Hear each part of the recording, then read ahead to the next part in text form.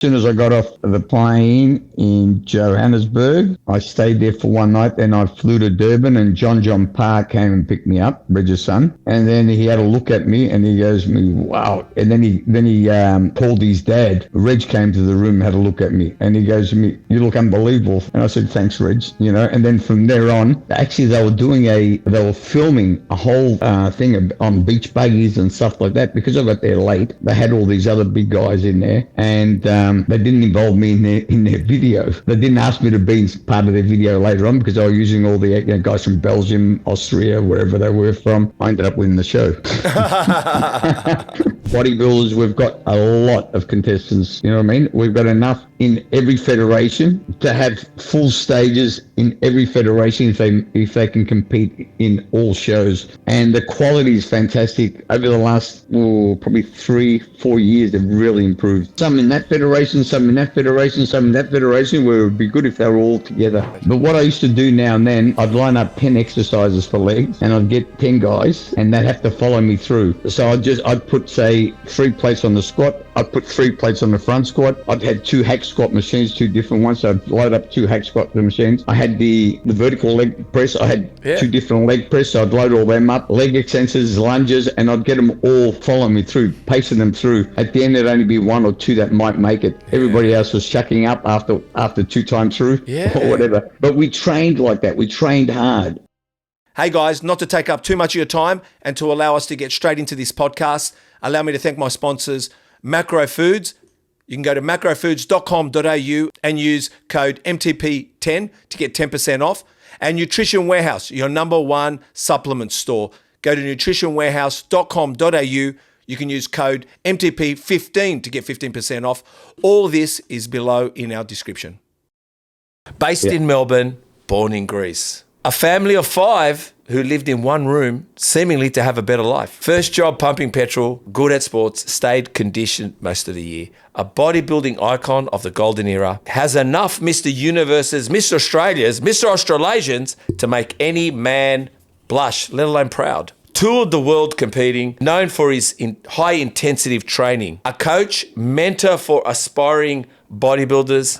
Even has an Aussie Muscle DVD set of the 70s. Please help me welcome. He'd send back all his stuff after competing, only to get a backpack and continue traveling the world. Mr. Sam Ioannidis.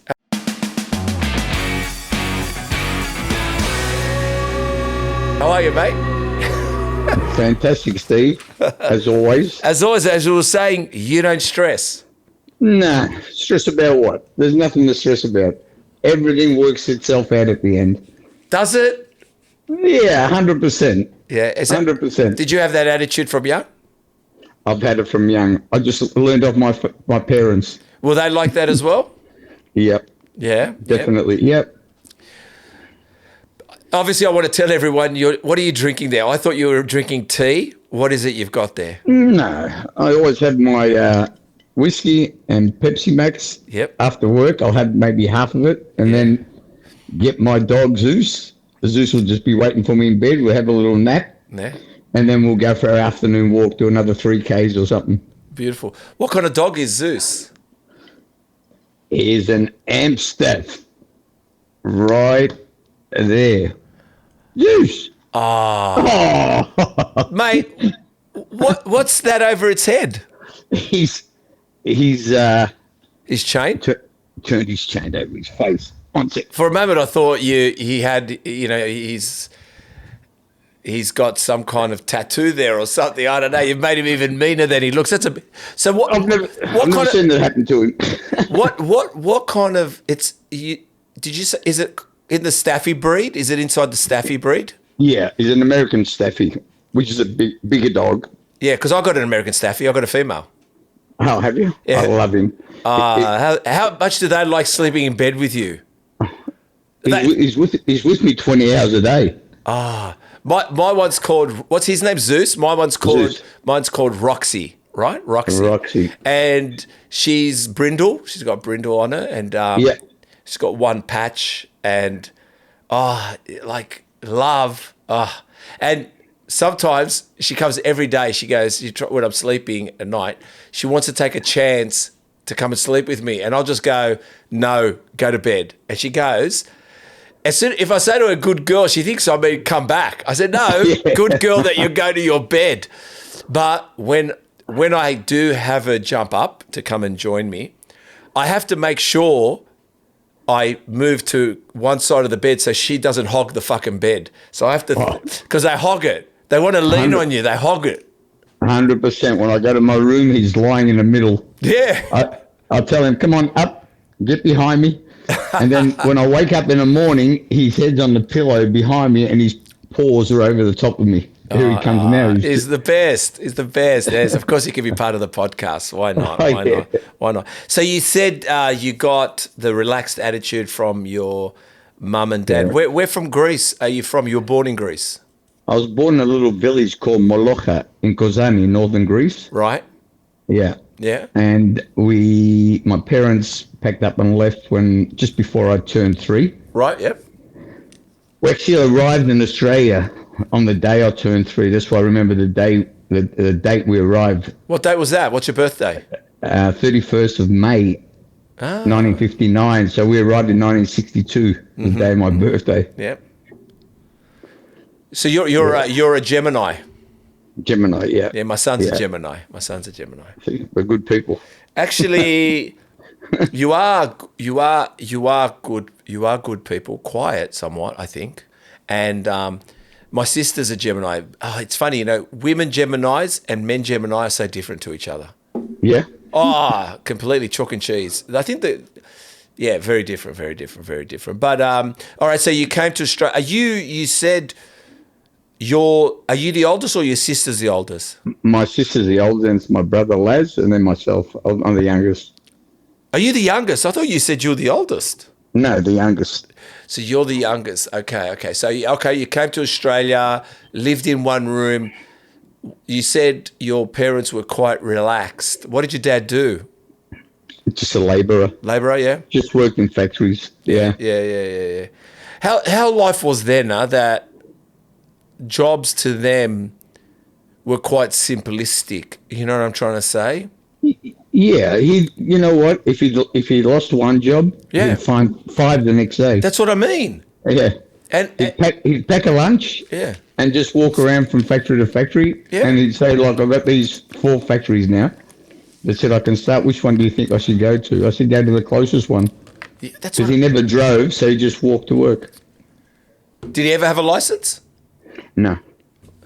Dad had an accident when we got to Australia. He broke his neck, so he couldn't turn his head around. So what he used to do, he used to comb the back of his hair so they can't see the scar from the top of his head down the bottom of his neck. All right. Just so he can get a job, because we'd only been here, I think, for a couple of years before he broke his neck. Oh, God. How did that happen? I don't want to say. He slipped over and hit his head up at work and broke his neck. So he was out of work for a few years, but then he went straight back to work. Mate, they were... a different breed in them days. Not only different breed, isn't it funny that doesn't matter where you're from, meaning as a Greek. Yeah. And think about it. We didn't have phones. We didn't have emails. We didn't have any form of communication.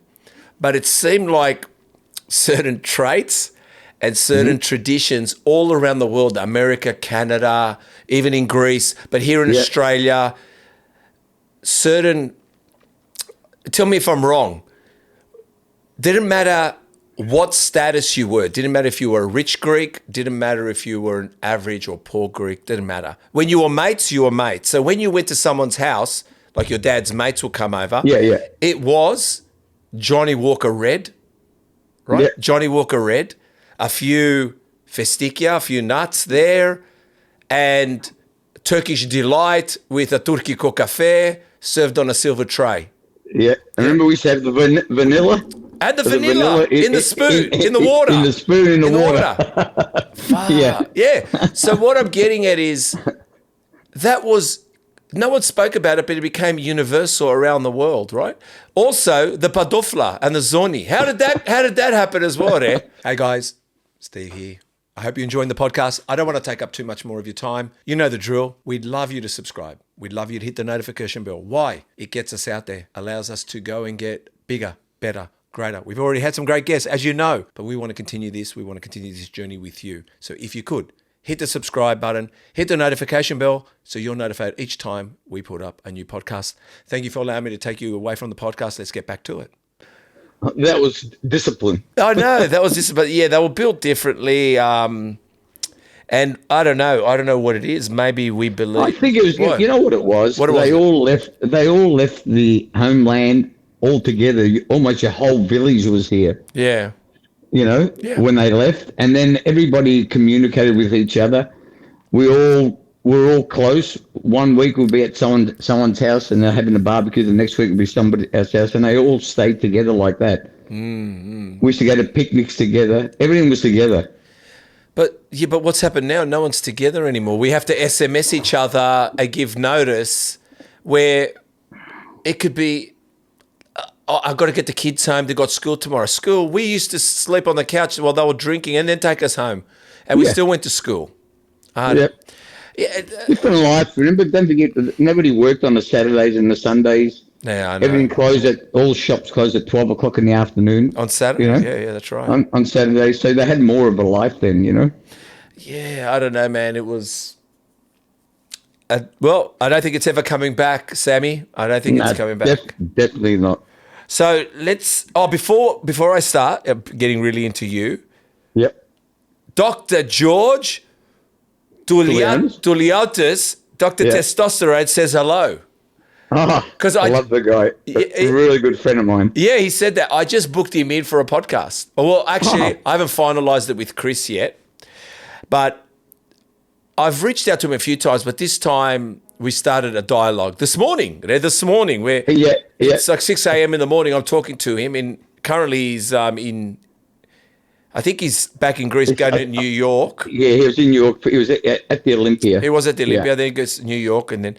But anyway, I said, as I was talking to him, he goes, "I've got a friend in Australia, Sammy Ioannidis." I said, "Funny enough, I got Sam on the podcast today." And he goes, "Oh, make sure you say hello to him." So hello from. No, he's a gentleman. Every time I go to Greece, we catch up. He'll come and pick me up from the airport with my kids. Yeah.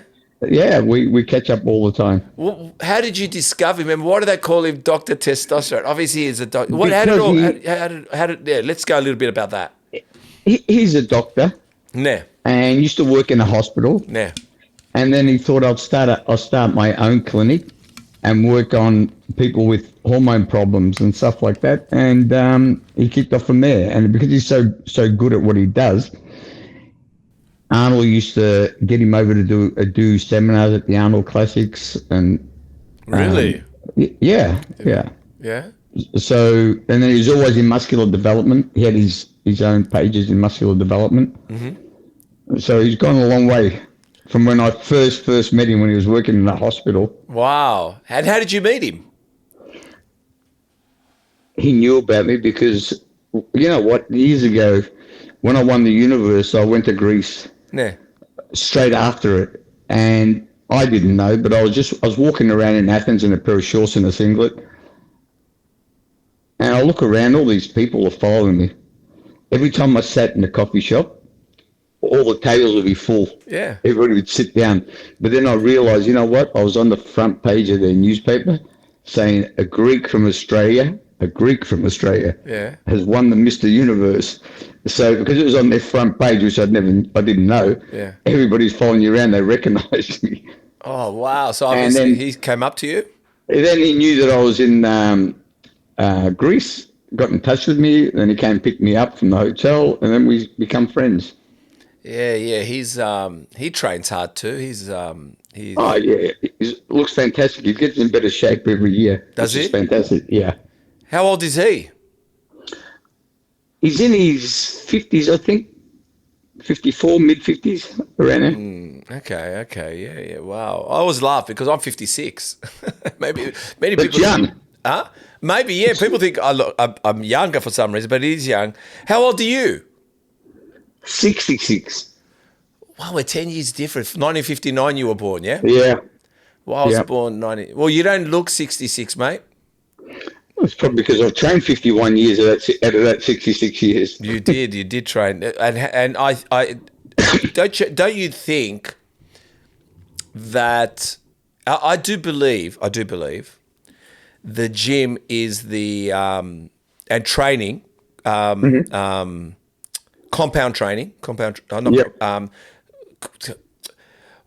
is it compound training? I get the name, but anyway, resistance training is Resistance training. resistance training is, I believe, the fountain of youth. I do believe that, and I do believe, and I'll get you to answer as well. And I do believe around it, our eating habits, as boring as they were, as boring as our eating habits in a way were, Yeah. they seem to be the practice in everything now. As being a successful businessman, you've got to be on chicken and rice. If you want to be a golfer, chicken and rice. You want to be an Olympic swimmer, chicken and rice. What? It's not just chicken, but you know what I'm trying to say. But our protein is our main source of food. Yeah, You know what I mean? We need our protein, and then you need your carbs as well. But we as a kid, I started. As a 15-year-old, I started eating chicken, eggs, steaks, fish, and I just stuck to that all my life. And I've taught the same thing with my kids. My son will not eat any junk food. He'll just eat steaks, sweet potatoes, fish, chicken. Yeah. That's all he eats. Because you learn from a young kid that this is what you got to eat. He's not going to make it. He's not going to make a sandwich. No. You know what I mean? No. And don't you think that, like, because I watch people, hear me out. Tennis, in some ways, is compound on your joints, on your knees. So it wears you down. Jogging wears you down. A lot of things will wear you down. But what I realized with bodybuilding, the fact is that we actually either sit or lie down or stand in one position. There's no impact. We don't really do impact things. But what we're doing, and I learnt this from my science teacher. Do you remember when you had a video recorder? Remember that VHS video recorders? Yeah. And do you remember when you had the blank tape and you recorded something? Yeah. And it looked good. And then you recorded something over the top of it and it looked a little bit less. And well, my science teacher told me that's how life is, like a video VHS. Every time you get a new recording, it's a little bit more distorted. So what I realized, even at our age, yes, age is going to get us. But the fact is, if we're destroying muscle to be better, if we're pushing blood cells, we're pushing ligaments, we're pushing good food, at least the recording we're going to get is that little bit better. You know what I'm trying to say? Yeah, 100%, 100%. I've been doing resistance training all my life. Yeah. I get up at 4 a.m. every morning. Yep. I'm in the gym at 5:15. I do a 45-minute workout, high-intensity workout, and I feel fantastic after that. What is your workout like? What do you do for 45 minutes? Give me one split. What do you do? I normally do back followed by chest. That's one day. Yep. Shoulders, arms, and necks. Legs the following. Yep. And then I repeat. I do 5 days a week. You do, yeah. I noticed that you do 5, maybe 6, and you try to do all body parts twice in the week. Is that correct? Or you try? Yeah, well, I try, but not normally, with 5. With 5, you can't, obviously. No, with 5 but what I do on the Wednesday, I do on the Monday. I complete my whole body every 8 days. Yes. You know what I mean? Yeah. So it cycles. I do the same. That's kind of like how I try in 7 to 8 days. I train 2 days, 1 day off, 2 days, 1 day off. And what I try to do is the 2 days, the 1 day off, and the other 2 days, that's a complete workout. And usually, what is that? That's finished on, let's say if we started on Monday, Wednesday off, Thursday, Friday, Saturday, finished by Friday, Sunday, I repeat what I did on Monday. So on the 7th day, it's touching. Yeah, I find it good. But so let me read a few things here. Let me just say, Sammy is renowned. I'm just going to go in highlights quickly, but then I'm going to go into the deep stuff. But Sammy Ioannidis is a renowned Australian bodybuilder based in Melbourne, celebrated for his significant contribution to the sport of bodybuilding. I'll let you know this is AI. AI. Yeah. I got AI to research you with me, and then Yeah. I went to Google, and then I looked at your social media page and what you sent me. His career is marked by numerous accolades and a legacy that continues to inspire fitness enthusiasts. From a junior champion, undefeated streak, Sammy Ioannidis gained prominence in the bodybuilding community as an undefeated junior champion for over 2.5 years. You can correct me if I'm wrong. His earlier dominance set the stage for a distinguished career in sport. Some international title. Let's talk about that. Your junior career. Yep. Tell us about that, and tell us the undefeated junior champion. All right. I started competing in 77. Yep. And my first show was a junior Southern Hemisphere. Yep. I won that. And then I competed, I'm not sure, I think it was a junior Victoria. I won that. And then I went over and I won the Junior Australia. Yep. In 78. Yep. I think I was 18. And then I won the Open class in 78. Yep. Then I won the Junior Australia. Then I won the Junior Australasia. And then the Open Australasia the same year in 78. Then I won the Junior Australia and my class in the Open Australia again in 79. And then for some reason, Paul Graham said to me, look, we're not getting many contestants in the juniors because you're winning everything. Do you mind just doing the Open? So I was just doing Open competitions after that. Yeah. And then I got a phone call from him in 1980 telling me that they're holding a Junior Australian Championship so I can compete in that because the qualifier goes over for the Junior Universe. Yeah. So I flew to Sydney. I didn't fly. I caught a train to Sydney. I had no money. Yeah. I caught a train to Sydney, and he said to me, "You got to have your passport ready as well." So I didn't end up coming back home. I won the Junior Australian Championships. Yeah. And then flew straight to South Africa. Yes, yes. And before we mention who became your best friend, I want to know, because this is like I said, little significant words you've used. So you've caught the train because, as you mentioned, and you were broke. Now I'm not saying I was a school kid. You know what? But I never asked my parents for money. That's it.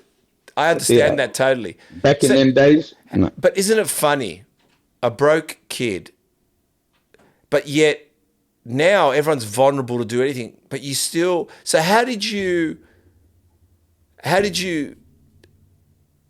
keep just turning up, training, competing, knowing sometimes you didn't have the money for everything that you needed, but you were producing the physique? How did you? Look, my parents always had food on the table. That's the wonderful thing about Greeks, yeah? You know, they used to make me my volemono, which is my chicken and rice, which is, I preferred eating it like that. Yeah, of course. Mum used to make me my steaks, my eggs. So the nutrition was there. Better than anybody else, mind you. Yeah. And then the drive, because I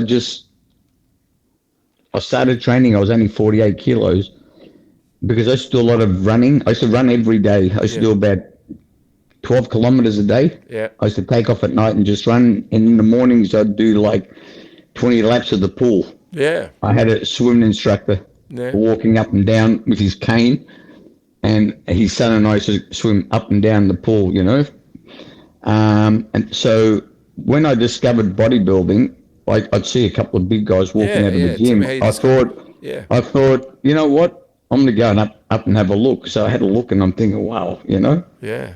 Look at these guys. I was about 15 years old. Yeah. I ended up, didn't want to ask my parents for money, so I got a job pumping petrol. So I was getting my $5 an hour and putting it underneath my bed until I got enough to join the gym. And that's where it all started. In my first year, because I stopped doing all my running and swimming, I gained 30 kilos of just eating steaks and stuff and not doing all that cardio. Because before I started, I was ripped before I even started training. Yep. And the first day I walked into the gym, I bench pressed 180 pounds Yep. on the free weights. 3 months later, I was doing 3 plates on each side for 15 reps. I didn't know what weight was supposed to feel like, so I Yeah. just saw other people training, so I started pushing as well. But that's kind of like, isn't that the beginning of all bodybuilding? And in some ways, I guess I don't know if we knew about form. What we knew was about, what we knew was about weight. We just thought like, Just got to get stronger and just, push heavier. weight and getting stronger. We didn't think, like, sometimes, I don't know about you, which was a bit comical. I mean, you just told me how many plates you did. You did 15 reps, but sometimes you'd load up. Today they think it's foolish, but back then, all we needed was a good spotter. If we had a good spotter, you'd always push. Now nobody's spotting. Nobody's there, and you don't have a commitment for spotters. Like, there was a commitment that if you help someone in the gym, that guy always said, "Mate, when you're ready, call me over," and you just did. Come over now. I'm going to do this, and 100%. Yeah. So it was all about, like you said, what did we know other than what the last guy did or you did, and you always wanted to exceed it.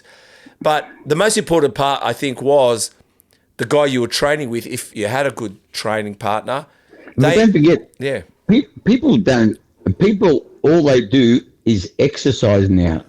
That's not training. Yeah. Exercise and training are completely different. Tell us about it. When you go and train, you're going to push yourself. Sweat. I could put a bucket in front of me while I'm doing my side rows and fill it up with sweat. Yeah.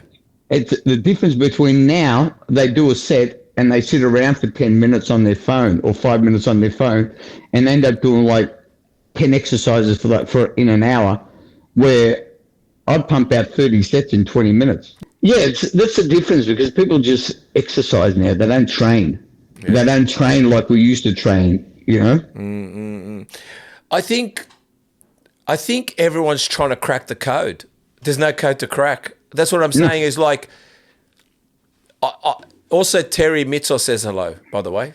Say hello to him too. I was going to get him to co-host and he was excited, but unfortunately his wife needed to do a checkup and he couldn't make it today. But he wanted to come and join me to talk to you. He goes, "Oh yeah, I'd like to come and sit." But we travelled around in the pro shows together. He's a good guy, and his wife Nina. Nitsa. Yeah, Nitsa. I remember her when she was only a young girl. We should travel around. He so he says hello. So I'm letting you know. Oh, good. Terry says hello. But I trained at Terry's gym. That's how come I know. Oh, yeah. I trained at Mitzel's gym, and but like I said, we just watched, and the most important thing I think we watched was enormous lifting.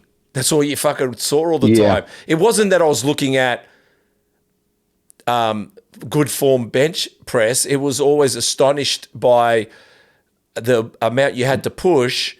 Yeah. And you thought, fuck, I've got to do that too. And I don't know about you.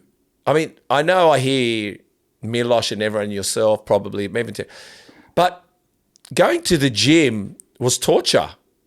It was just torture. I don't know when we ever thought, oh, let's mingle now. We were just torture to going home sweaty as with our tracksuits, a mess, and go eat.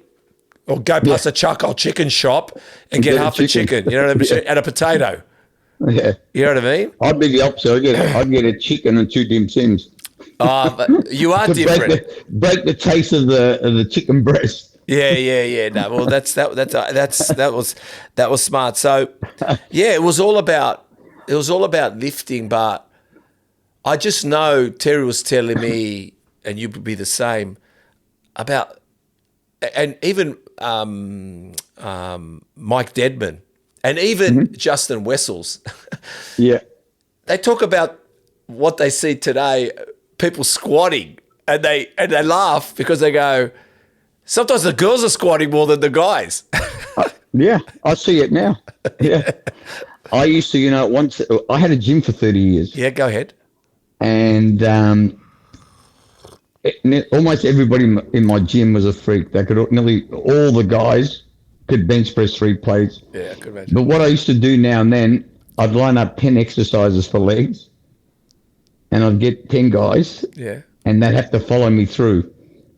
So I'd put, say, 3 plates on the squat. I'd put 3 plates on the front squat. I'd had 2 hack squat machines, 2 different ones. So I'd load up 2 hack squat machines. I had the vertical leg press. I had 2 different leg press. So I'd load all them up, leg extensions, lunges, and I'd get them all following me through, pacing them through.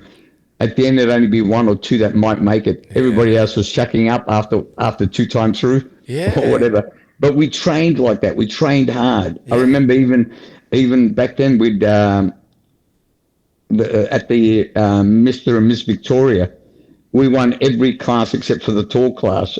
We won the teenagers, we won the juniors, we won the short class, medium class, we won the women's teenagers, and that was just from one little gym. Because you know why? They all followed what I did. Yeah, the intensity and the training and stuff like that. Everybody trained hard in my gym. Yeah. Well, like I said, I don't know if anyone knew. I think the only thing I knew with training, and it's funny because I heard Jay Cutler say the same thing, and even I think Lee Priest, sometimes you're going to have a little bit of a swing, even on a bicep curl, right? A little bit of a swing, right? Like you're going to find it. But that was because you were pushing this astronomical fucking weight for biceps. Course. Like it wasn't sitting there like a telegraph pole at perfect form but definitely maybe it didn't look like your eccentric was 1, 2, 3, but you were holding on to that motherfucker to go as slow as you could. You know what I'm trying? And then maybe you bounced it for a moment to get it up, but when it got to the point where you had to like literally flex and bring up that bicep, mate, you felt it. Like I said, it wasn't. There's not a professional bodybuilder or a serious bodybuilder who doesn't do cheat curls or cheat on anything. Yeah, that's what you're not going to do. You're not going to do side raise with your arms straight like that, like they teach you. That's right. You know what I mean? You're going to throw them up slightly forward and throw them up. Yeah, that's right. You're not going to gain the mass or anything by just training, because you wouldn't be able to get more than 15 kilos up to the side like straight. No. You got to throw up, 60, 70 pound dumbbells, on side raises. And I agree. And that's where I think the gym was very, and Justin Wessel. It was different back then, yeah. Even Mike Dedman or even Justin Wessel said, there was kind of like a rite of passage to be able to, like, you pushed yourself to be part of the group, because to be part of the group, you got into conversation. So you got to learn a lot more. So there was always kind of like that rite of passage. Not that anyone didn't want to talk to you. Not that anyone was rude. It was more like when they rocked up, they trained. And if you didn't want to train hard, just leave us alone. We train everyone. That's what I mean. And the whole gym wanted to train hard. Every single person in that gym didn't come in to just lift soft. It was just everyone was lifting. Oh, look, I used to train at a little gym, Terry Bennett's. Yep. Which was in Paran, and they had hardly any weights there, but still. Yeah. I won a lot of competition training in that little gym because of the way I pushed myself. Yeah. But then I heard about Finlay's. Yep. Another gym where all the big guys used to train. So I used to catch the tram, 40-minute tram ride there after school. And I was lucky enough that Roger Walker was training there. Yeah. So I became good friends with him. I had a few workouts with him. And you know what? We were front squatting 4 plates. I was only 17 years old. Front squatting. I was doing everything I'd push myself because I didn't know what strong's supposed to be. Yeah. I was using 150-pound dumbbells for standing shoulder press. I'd throw them up to my shoulders and just press them. So that's what I say. You threw them up. Yeah, you got to throw them up. How are you going to get them up? Yeah. I'd bend my legs, and then I could grab 2 plates on each side and clean it with one arm. Just get under it and push it up. But I was lucky. I was very strong. You know, I didn't realize how strong I was, but I was full of stretch marks at 16 years old. My skin had ripped. I gained 30 kilos, you know, in a year. Yeah. But I trained hard, and it only took me a year of training, and then I started competing and winning all the competitions. What happened to even stretch marks? That's what I mean. Like, I don't see stretch marks. That's what I'm saying. I'm just thinking to myself, fuck, the stretch marks on your bicep, the stretch marks, the connection Across your chest, near your shoulder there, near your side delts, near your front side delt there. But what about, oh my God, stretch marks were everywhere. But what about calluses? What about your hands? Your hands were, you used to peel your hands at night. You used to go peeling. I've still got them on my knuckles. My knuckles here, Yeah. they're black and they're raised because the dumbbells the heavy dumbbells would slip to there, and I'd keep on going, and they'll be bleeding by the end of the day. Yeah. You know, they'll be bleeding. Everybody's telling me, how come you got calluses on your knuckles? I said to them, I'd stir them up and say, yeah, I'll do push-ups like that.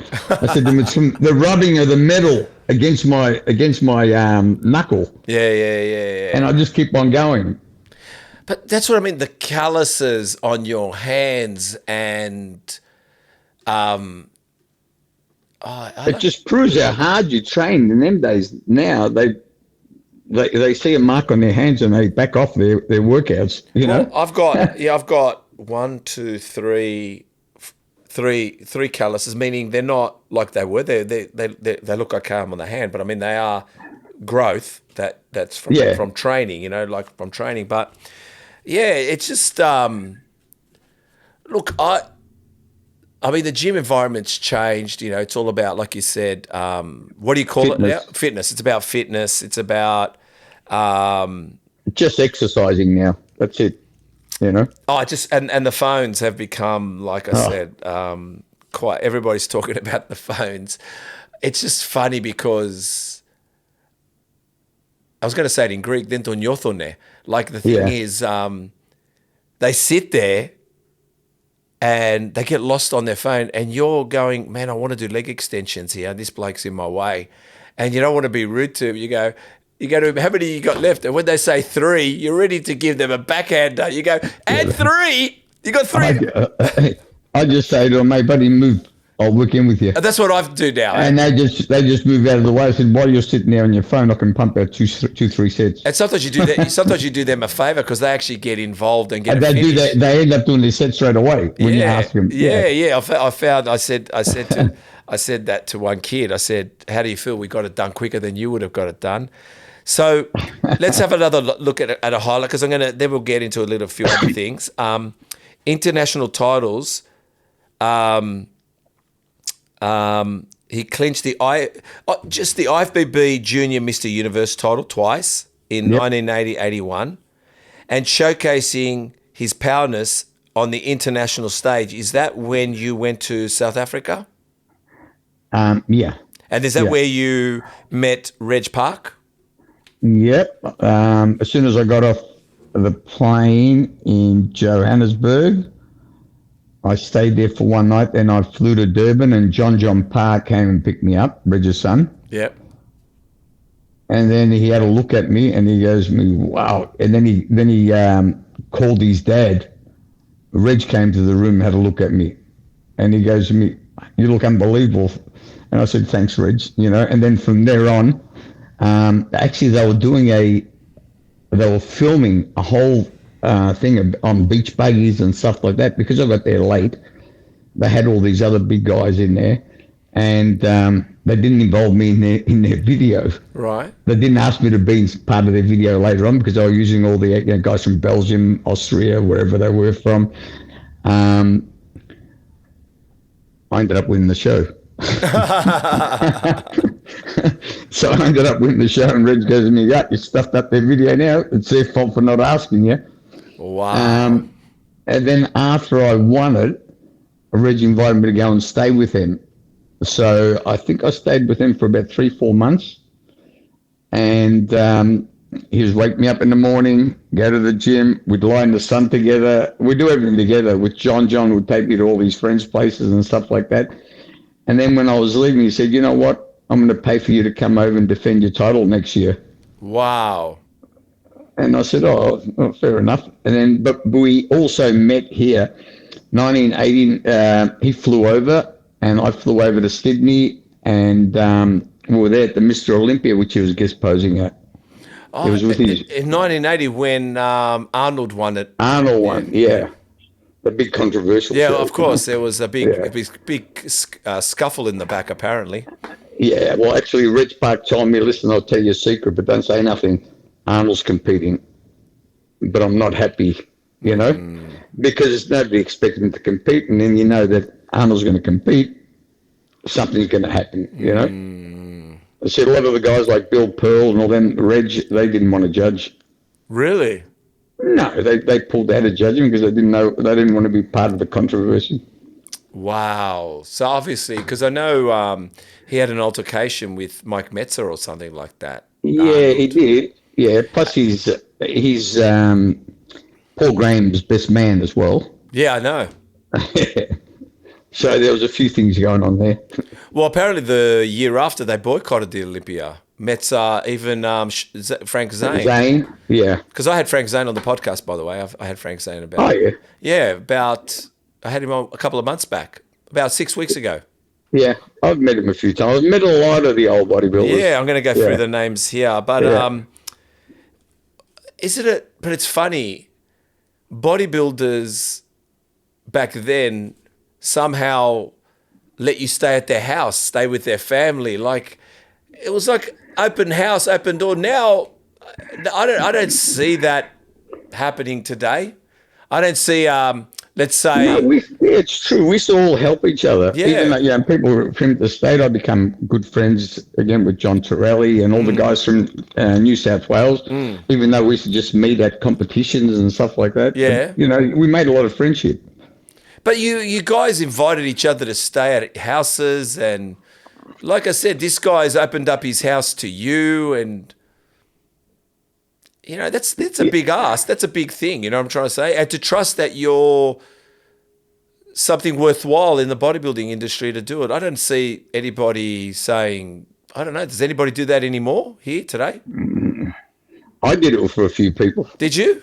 Yeah. I had, you heard of Bruce Leong? Go on. Big Chinese guy. He was from Darwin, a good friend of who's from Darwin. We were just talking about him. Justin Wessels. Justin, a good friend of Justin's. Yeah. Bruce was a massive unit, and he rang me up one day and said, "I want to come and train with you." I said, "Mate, are you serious?" I said to him, "Ring me up in a couple of weeks, and I'll see if you're serious about it." He rang me up the next day. He goes, "I'm going to come to Melbourne." So he came to Melbourne. He come and stayed with me and my parents. Yeah. And he trained along with me. He ended up cleaning up a lot of shows, winning a lot of shows. Wow. How did your parents feel about bodybuilders staying with you guys? Oh, my parents didn't mind. My parents were very relaxed. They didn't care. Really? And we had the room there, so it was fine. They would have loved your mum's cooking. Oh yeah. He was saying, I'll bring to every Easter, every Christmas party, have the Greeks put on the big meals. He loved it. He loved it. How did what did your parents think of your bodybuilding? Meaning, Greek food, though it's a very good quality of food, but how did they feel when you the way things, how we ate, but also the bodybuilding part? What did they think initially? Again, sounded very relaxed parents, but Greeks, they would, wondering, what is this bodybuilding? They didn't care because they knew it kept me off the streets. Yep. And they knew that I'd go to the gym, I'd train, I'd come home, I'd eat, I'd sleep, I'd get up, go to school. So it didn't bother them because I was doing something. Yeah. Which part of Melbourne did you grow up in? Elwood. Elwood's a lot next to St Kilda. Oh yeah. I live about 5 minutes walk from the beach. Nice. Yeah. And I live in a nice place. I'm opposite the tennis courts. I've flipped over. Can you see them outside? Oh yeah, that's awesome. Yeah. Yeah. There's tennis courts and all parks going right through, and they're just on the other end of them is the beach. So I'm in a good position. Who do you barrack for? I'm a Richmond supporter. Tigers. Oh, Tigers, Tiger Town. Yeah, My brother-in-law's Richmond. yeah. Yeah, he grew up in Thornbury, Northcote. That's where my gym was. Was it? How old's your brother? He probably knows my gym. Well, not that he trained, Yeah, but he's a little bit younger than you, in his 60s. His name is Regas Manasopoulos. Regas Manasopoulos. Yeah.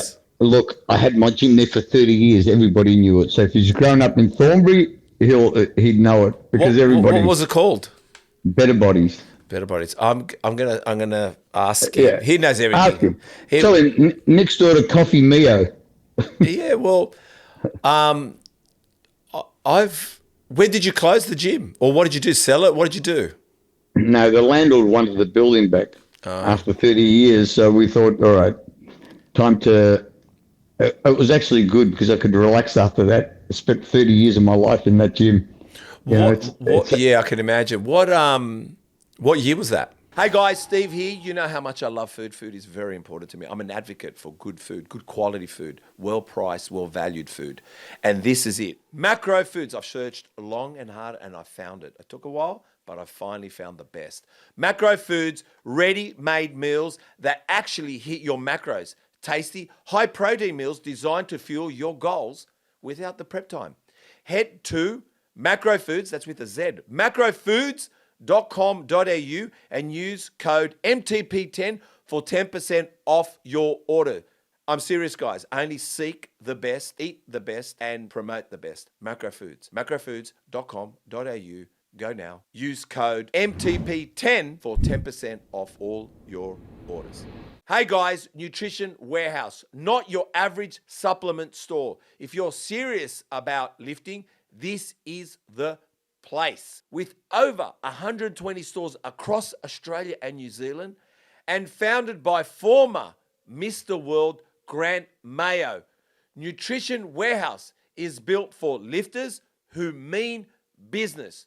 Shop in store or online at nutritionwarehouse.com.au. And while you're there, grab a cheeky 50% off at checkout. Use code Muscle Talks. That's Muscle Talks, either online or in store. Opened in 1982. Yep. And closed 30 years later, which is what? Is that? What? 2012? Wow, because my brother-in-law joined our family around 2000, right? Yeah. Maybe 1990, and I used to go down and stay with him at their Northcote Thornbury. It's amazing I didn't come to the gym because I was going early 2000s down there. Why I didn't come to the gym, I don't know. Just thinking. Puss-then-ither. I don't know. Well, he doesn't train, so I guess I didn't. Maybe I just just came for the weekend and I didn't come and see the gym. But yeah, that's a big Greek town around there. A lot of Greeks. Definitely, all the cafes and stuff like that, all Greeks. When I first opened my gym over there, it's a long way from Elwood from where I live, but my friends all own gyms around this area, and I didn't want to compete against them. Okay. I didn't want them to get upset that I've opened a gym, so I ended up going the other side of town. Yeah, my mum got a Richmond scarf. He converted her over, and she was. Did he? She had to barrack for Richmond. But yeah, you won a few titles. I don't know how you're going. How are you going at the moment with Richmond? Not very good because we lost a lot of people the last couple of years. Yeah. A lot of retiring, a lot moved back into state to their hometowns and stuff like that. But I still go every weekend when footy's on. Where my son and I are members. My daughter was as well, but she stopped coming, so I just got rid of her membership. So Saturdays, Sundays, we go to the footy. Yeah, I've seen Richmond play the first one, always with Collingwood at the MCG. Yeah. Oh my God, that is a big one. That's a big start of the year. Yeah. Two big followings, that's why. Yeah, You yeah, know, yeah, they both yeah. got massive supporters. Yeah, I've enjoyed it. So, just then you did NABBA Mr. Universe. You had success there in 1986. All You right, secured a NABBA Mr. Universe title, further cementing his status in the bodybuilding world. But go on, you were going to say something. all right. I left the IFBB Yeah. because Why? Paul Graham wanted me to compete under 70 kilos, Yeah. and I'd won the Australia a couple of weeks before that, and I was 82 kilos, Yeah. and there's no way in the world Wow. Yeah. I was going to get under 70 kilos, but I actually did make it, losing so much muscle. I was in Belgium walking around. I had a few workers with Albert Beckles back then, Yeah. and he was saying, "You're crazy," you know. But I said to him, "Well, he won't let me compete unless I get under 70 kilos," Why? Why? because he had Graham Lansfield in the under 80. And he wanted him to win that, and you to win 70s. So you can have a season, but it was very hard for me. I weighed in at 69.85, and just made the class, but I felt terrible. Yeah. What? Besides getting so shredded, it compromised a lot of muscle. Oh, then, yeah, 100%. 100%. I mean, I was always had the line, the symmetry was always there, but I lost, 12 kilos of muscle because I was already, I'd won the Australia. I think I won nearly every body part as well. And then I had to drop because in them days, they used to give you body parts, Really? best abs, most symmetrical, most muscular, best legs, Oh, okay. So that's why I had so many trophies. I had to get rid of them. There's trophies everywhere. Really? All the body parts. You come home from a competition with 7 trophies. What are you going to do? Where are you going to put them? So So what I've done, I not long ago when Mum passed away, because they were all at her place. My brother done a whole wall up with all the trophies and stuff. I took all the little tags off them and threw majority of them in the bin. wow. I just Was that kept a hard? few. Was that hard to do? No, because who could be bothered cleaning them? Plus, I live in an apartment. I can't nowhere to put trophies. I've only kept some of the main ones, my universe ones, and a few statues. That's about it. All the rest went to the bin. Yeah. Yeah. But I've got them all on shields. I've put them all on shields. All the Oh, yeah. That way they at least, if my kids want to keep them, they can keep them. If not, they can go to the bin. Far out. I think, I was once, I even saw once, I went to John Toretti's place. I go, where's your trophies? And they're in bloody some Boxes somewhere. some outside shed Yeah. in one of those aluminium sheds. I said, what are they doing here? Like, why would you keep your trophies here? Even, you go on. They're just a trophy. Even You've Lee Priest sold them gave the money to RSPCA or something. Yeah. Dog shelters. Yeah. Like I said, I took the tags off, put them on the footpath. They're all gone later. People taking them. When you won those titles at the IFBB, were you a pro or not a pro? No, I didn't turn pro till later. Like I said, because they make me go in a lighter class, I switched to NABBA. Yeah, and So how long? I didn't compete in I didn't compete in '85. So in '86, I competed in the Mr. Australia in Adelaide, and I won my class in the overall. And then I think it was a week later, I flew to London and competed in the NABBA Universe over there. And won that? And won that, yeah. There was a lot of, which we're seeing a little bit now with NABBA, but there was a lot of, was there a lot of international travel with IFBB and was there a lot of international travel with NABBA? Were they both pretty much equal? NABBA used to send more contestants over. Why was that? Why were they so proactive in that area? I don't know. They were just more involved in I think they were a little bit more involved in the bodybuilders, and they'd pay. Every winner got their airfares paid for, And I'm not sure, maybe. See, I was lucky that even the following 2 years after I won the universe in '86, I wasn't allowed to compete in any more Australian shows. So I'm lucky that I couldn't win more Australias. Yeah. All right, but lucky that I just had to guest pose, and they paid my airfares over there to compete. Wow. I mean, I could have had myself another 5, 6 Australias, but because I'd won the universe, I wasn't allowed to compete in the Australia again.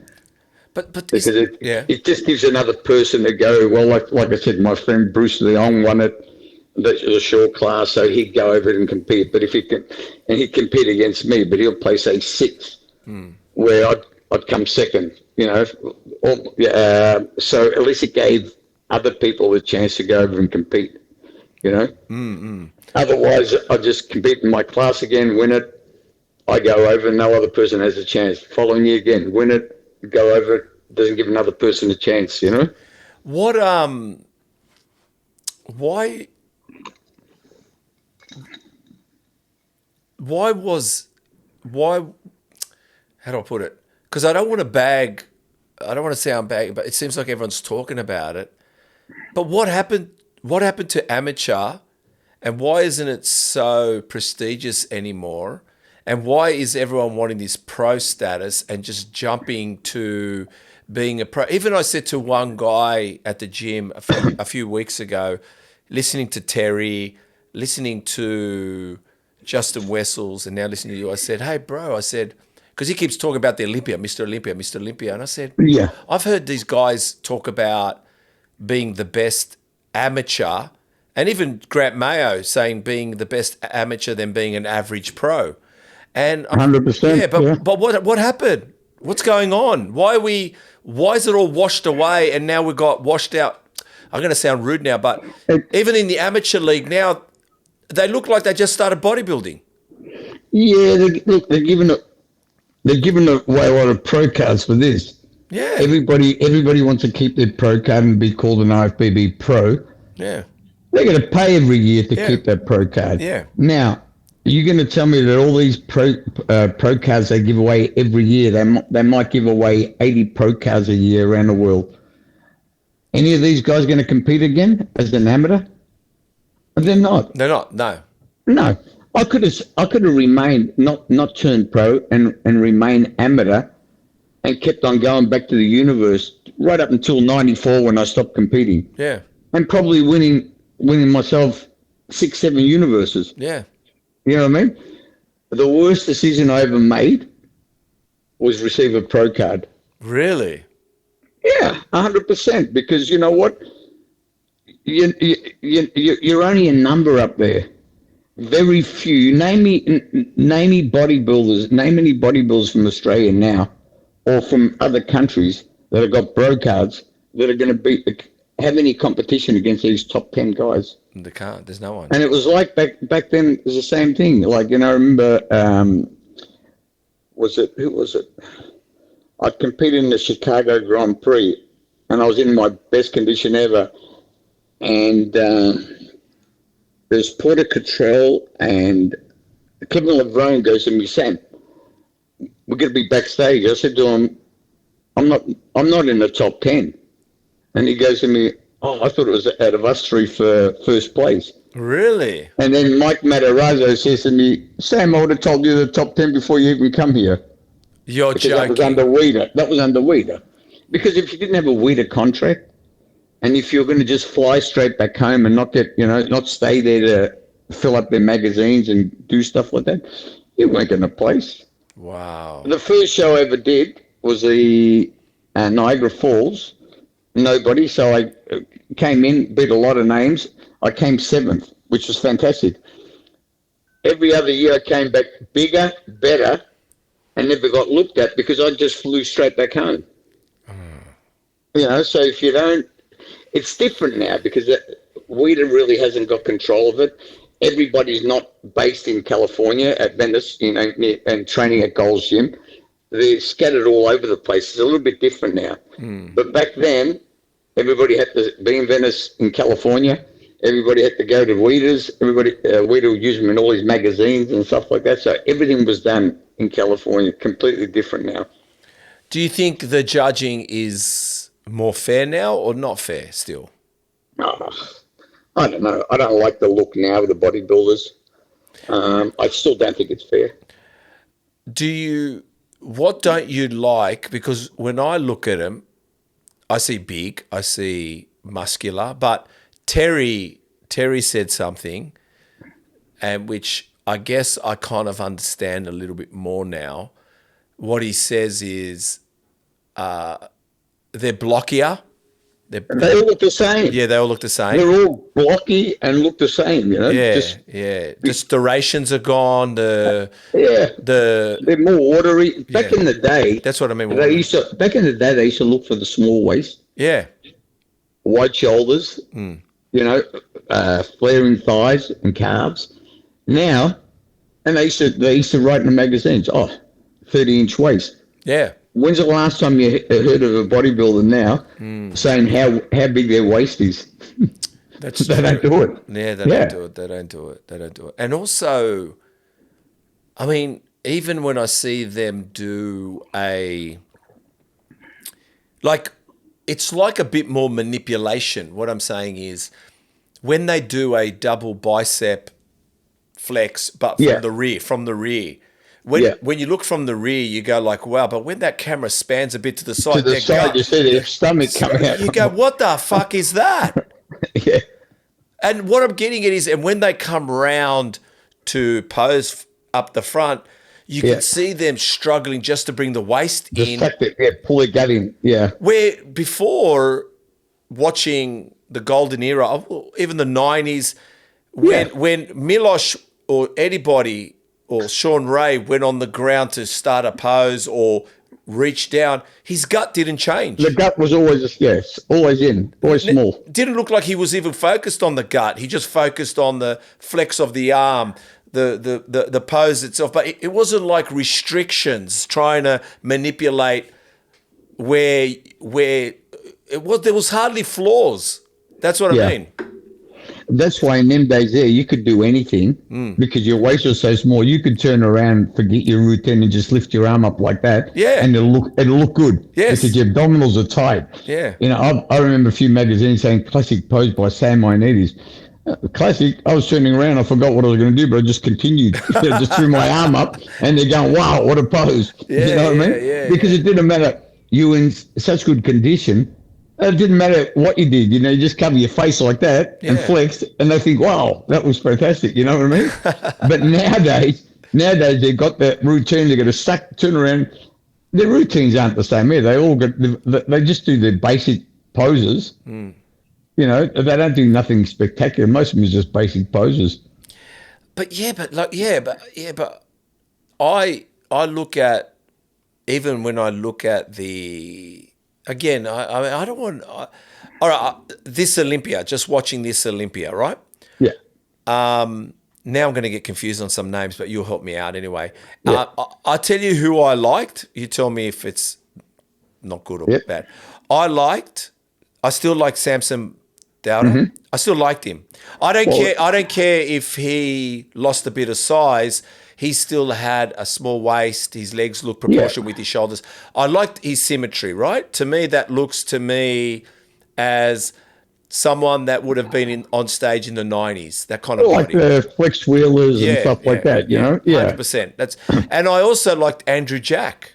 Mm-hmm. I thought, to me, as muscular-wise, with that small waist, he seemed to be symmetrically very nice, appealing to me. In a couple of years he'll be up there. Yeah, you know what I mean? Yeah, because he's got the symmetry, he's got everything. But obviously the Olympia winner, I don't want to say that. I don't think he should have won any. He was too watery, too smooth looking. Hardy was peeled. He's always peeled. Yeah, peeled. But the thing is, I looked even at some of the shots, But I still think something happens, like their waistline gets wide for some reason. I don't know why, especially some of the shorter contenders. It seems like something happens to their waist. Like when you first see them years back, Yeah. you see a They had smaller the tiny waist. waist. But as they get bigger and bigger, like I just think what's going on with their waist, it kind of looks a little, I don't know what it is. It almost looks like their hips are expanding. Yeah. You know what I mean? The hips are widening around Yeah. here. Yes. Yeah. And their waist is just like, yeah. I don't know. Like even Derek, even Hardy. Like Yeah. when Hardy comes out, he's got these beautiful quads. I see them. They're amazing quads. Yeah. I just thought if his waist was smaller, they'd be beautiful. Yeah, I know, but he's still the most conditioned up Yes, there. he is. He's from the front. You can't match him. Just the abdominals, No, you serratus, can't. Yeah, intercostals, everything's ripped. Yeah, his no. chest striated everywhere. You know. Yeah, well, he didn't seem. They haven't got the best shape ever because we don't like that shape, but he was the hardest on that stage. Well, he's not happy that he didn't look happy again. Yeah, well, he always wins the people's choice. What does that mean? All the people want him to win. You know? Yeah. Does the People's Choice pretty much indicate who should win Olympia? I think so. Yeah. Well. Yeah. Because don't forget he's not an American, and he's in America, and he's an Iranian. He's Iranian too. Yeah. Yeah, and that's right. I know. And people prefer him. Oh man, I hate politics. I tell you why, especially when you find out like what you find out. Like I said, it's sometimes it's the political win. So you also did masters competition, but wait, I want to go back for a second. Yeah. I don't want to. Yeah, these pro. It's funny because even Terry said, right, and who else said it to me? I forgot. Oh, John Brown. Yep. Said everyone forgets to go achieve a world title, like meaning to get the name Mr., which is a world title, meaning to just say you're going for Mr. Olympia. Imagine that meaning already we know how hard it is to get. So imagine if you're sacrificing everything for one world title when there's so many other world titles to win. Like you said, Mr. Universe, Mr. this, Mr. that. These titles are significant titles and they're disregarding them. Yeah, but back in the day, you couldn't compete in a Mr. Olympia unless you were a Mr. World or Mr. Universe. That's right, yes. Yeah, and all of a sudden you could be a Mr. Ethiopia, Mr. whatever, Yeah. and you get a pro card. Yeah. You know what I mean? And and then you've got to go win a pro show, just the pro You're show. You're not going to win the pro show. Yeah. Because you're not good enough to win a Mr. World or a Mr. Universe. How are you going to go over there and jump on stage with all these other people who've had their pro card for years who are high level bodybuilders, and you just want to? But that's where their career ends. Yes. They get a pro card. You're a 20-year-old, 21-year-old that's got a pro card in whatever they've given you, and all of a sudden, you can't compete in any other show. So you're finished. You're lost. As a bodybuilder, you just train, and you can't compete because you're not going to do anything overseas. It's going to cost you thousands to get over there and compete. For what? To not even be mentioned. Yeah, Because just to fill up the spot. and the thing is, and I think the thing is, which maybe you, Terry Mitsos, even Justin Wessel's got his pro card in his 40s, right? Think about it. Yeah. Right. You, Justin Wessel, like a lot of bodybuilders, people used to look forward to the Grand Prix of that kind of shows, meaning you kept winning and turning up to another amateur show, turning up here, going overseas, that you were just like a Formula One driver. You'd be in the tournament, racing around the world, or racing in your local group A, whatever, like Bathurst. Like what I'm saying is you're known, you're going to turn up to compete, right? But Yeah. once they get their pro card, they can't come back to the amateur league. So they're gone. No. So Yeah. just when you first knew someone's name, let's say John Smith, we'll just say that. Yeah. Wow, John Smith. And then John Smith's never in Australia competing because he's got to go overseas to a pro show to try to win that, and we've lost who John Smith is. Yeah. Right? Where even Terry said think about it, man, back in the 90s, early 90s, he was on 100 grand with Nutrilife, Yeah. right? As an amateur. That's what I'm saying is these guys are missing out on sponsorship deals as amateurs being, when you know you're coming first, second and third, who wants to sponsor 6th, 7th, 13th? No Exactly. one. It's true. First, second and third. So if you're a first, second and third amateur and Mr. Universe or Mr. World or whatever, yeah. they're going to sponsor you because their name is being up there with the trophies, and you've got more lucrative career or even pocket money to do something, but everybody's disregarding. And that's why I said, this kid said to me, I said, maybe you should try to excel in the amateur league and go for a different Mr. title, like Mr. World or a Mr. Universe. Yeah. And he goes to me, young kid, bite your tongue. I'm just focused on Mr. Olympia. And I said, fuck, everyone's lost here. Yeah. You know? True. And also, what it does when you get a pro card, what I realized, it stops you. IFBB doesn't want you to go do a NABBA show, so you'll lose it. So what I'm getting at is, let's say now, even some of the bodybuilders that look amazing natural, like I said, someone did an amazing NBA this weekend, did the NBA at the Nationals, and he looks great. It means go do NABBA natural if you want, man. Yeah. Go do IFBB natural, see how you go, get a few ticks beside your name. See, you might even score a 4th place, 5th place. You might even get top 3 only because you've got good genetics, good body. But, mate, everyone's throwing everything in the rubbish bin early. Everything from the gear to the pro cards. I mean, people are taking gear just to be social. Yeah. What? Look, everybody, you should be allowed to compete in any federation you want. Yeah. And not be able to get suspended or banned or whatever. Yeah. You should be able. I did. Nobody ever suspended me. Yeah. I'd compete in IFBB shows. I'd compete in NABBA. Then I'd go and do IFBB again. And I'd do PWBI. But nobody ever said anything to me. Oh, no, you can't compete. Yeah. You know what I mean? But at the time, I was a draw card. So they want you to compete in their shows because they like it. They get more audience, Yeah. But it should be like that now. But Tony had a chat to me. He said to me, "What's you with NABBA doing all this?" I said, "Hey, Tony, this is at his last shows." I said to him, "I'm not bagging IFBB. I'm just saying that all these people get their IFBB pro card, and they can't compete in any shows overseas, and they can't compete in any shows here anymore. You'll never see them again on stage. So why can't they do NABBA or other federations? Can't ban them for that." What did he think? What did he say to that? Probably didn't say anything after that because he was on stage talking when he called me over. No, but he's a good friend of mine. I've known him for years and years. Yeah. I've known him since he was 19 years old. Yeah.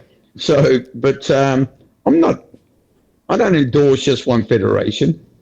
I like all federations. I go to all the shows. Yeah. Just helping people. I go backstage and talk to people and encourage them and stuff like that.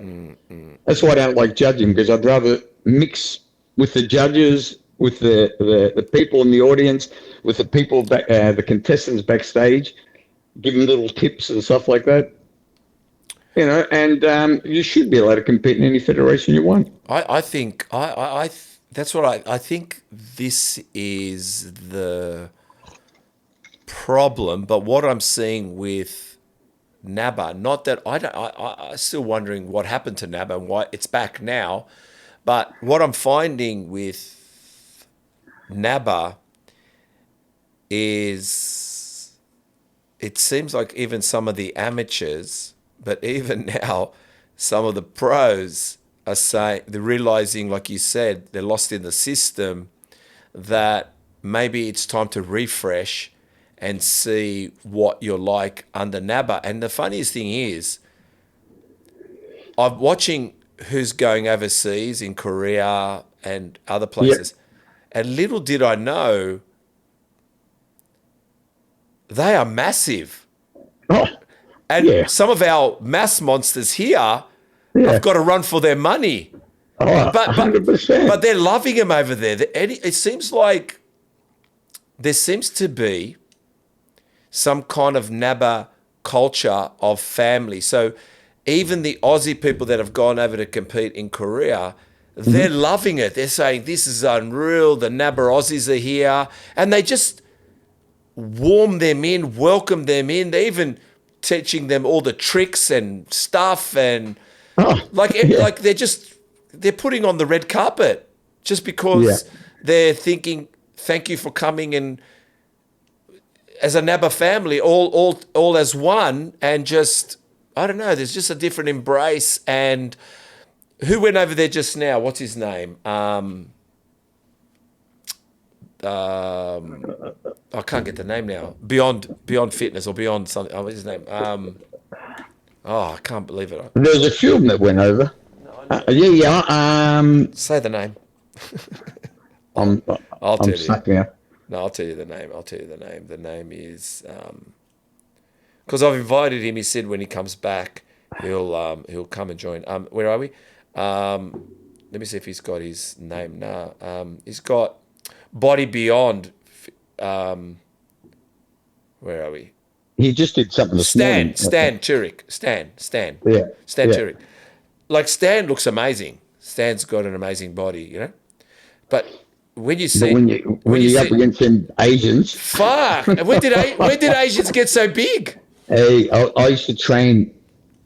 I was training clients in China. Yeah. I did a few tour duties there where I trained the Chinese bodybuilding team. They're unbelievable. Yeah, they tell me. train so hard. There's stuff. I brought them over here to do the WFF NABA. That's when they were together. Worlds. Yeah. And I think all of them placed. What is it about? I thought Chinese were skinny. Asians were skinny. No, they're not skinny. Let's talk about the NABA you just did recently. How did that go in Melbourne? How was it? It was good. The quality was fantastic. Yeah. I think it should have been held in Melbourne instead of Geelong. Okay. Because there would go a lot more spectators. Because a lot of people aren't going to travel to Geelong. Why do it at Geelong? The promoter, the guy that runs it, he from Geelong. I think he's competing in the universe. I forget his name. I can't remember names no more. Don't worry. But apart from that, it was well run, well organised. The lighting was fantastic. Contestants were good quality contestants. Mm-hmm. So the show was a success because you got your sponsors sponsoring it and stuff like that, and you just want to make it a really good show. You know what I mean? It was good. What do you like as a coach when it comes to someone coming to you and saying, Sammy, I want to compete, let's just say, and are you the type that says, yeah, man, let's get you on stage, or are you the type that would look at them and critique them honestly by saying, if you give me a few years with you, we'll try for it, but if you're looking at 6 months, no. I'm just asking the question. What do you do? No, I'd say no straight away if I could see that they haven't got the basics or a lot of weaknesses there and stuff like that. I'd tell them, look, you need a couple of years more training. Just eat, train hard, push heavy, and then come and see me. So but in the meantime, you can ask me whenever you want. You can ask me whatever you want. Yeah. So how do you feel about? Look, I'm going to ask you because what do you think? Not NABA. We're talking about just in general. In general. What do you think of the caliber of competitor at the moment? I'm not talking about seasoned professionals. I'm just talking Yeah, about from novice, first, whatever. What are you seeing at the moment with the stage? we have got some unbelievable contestants. Great. Females, bodybuilders, we've got a lot of contestants. You know what I mean? We've got enough in every federation, Yep. all right, to have full stages in every federation if they can compete in all shows. And the quality is fantastic. Over the last probably 3-4 years, they've really improved. Wow. Yeah. We've got a lot of good guys and girls now. Yeah. Do you think so? Yeah, because But the only problem is we don't get them all on the same stage, because there's some in that federation, some in that federation, some in that federation, where it would be good if they were all together. But do you think that? I think that's my question. We've got some great bodybuilders, but we can't get them all together. Do you think as well the stage allows sometimes too many people to come and compete when they shouldn't be competing? That's my question, I guess.